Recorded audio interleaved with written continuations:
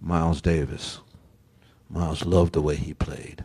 Hank Mobley was there, but he was about to leave. And he figured if he asked Philly to recommend a drummer, it would be somebody of the same ilk. So he said, do you know of any good tenor players in Philadelphia? And Philly said, yes. He said, what's his name? John Coltrane. Ah, I never heard of him.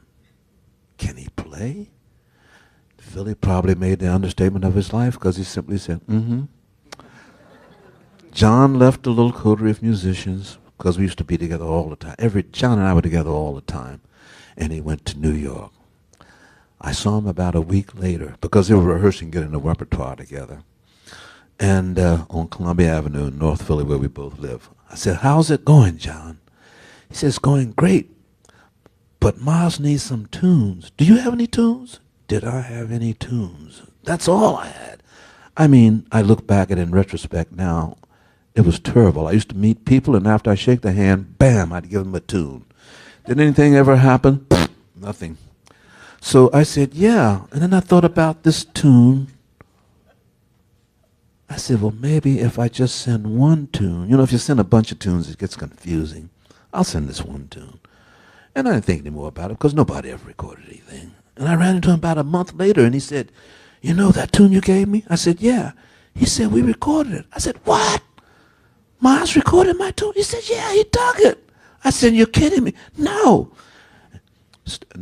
Prestige came out. Sure enough, there it was, Stablemates. And underneath, in parentheses, was my name. Well, I guess other people saw it, and they said, Benny Golson. Those lead sheets I'd passed out. Well, oh, yeah, there's his name. Oh, yes.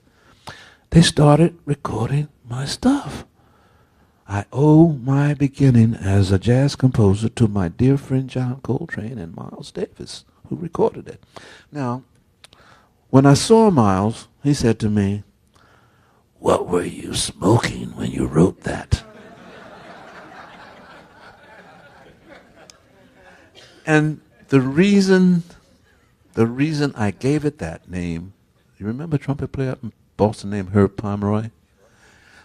Herb Pomeroy, this is the weirdest thing. There was a really elegant restaurant on the ground floor, but if you went to the back and went down the steps, there was a jazz club back there downstairs, and it was called The Stables. Now, I was playing with Earl Boskin. We used to play in the Boston area a lot, you know, Revere Beach, Holyoke, and places, Peabody. And so we spent a lot of time, and I would go down and jam with them. And he knew I was writing, and he said, well, why don't you write something for us? And after this thing I told you about my wife and everything, I sent that to him, and I named it Stablemates, because Stablemates means good friends, you know. And that's how I got the name Stablemates, because of Herb Pomeroy and where he worked.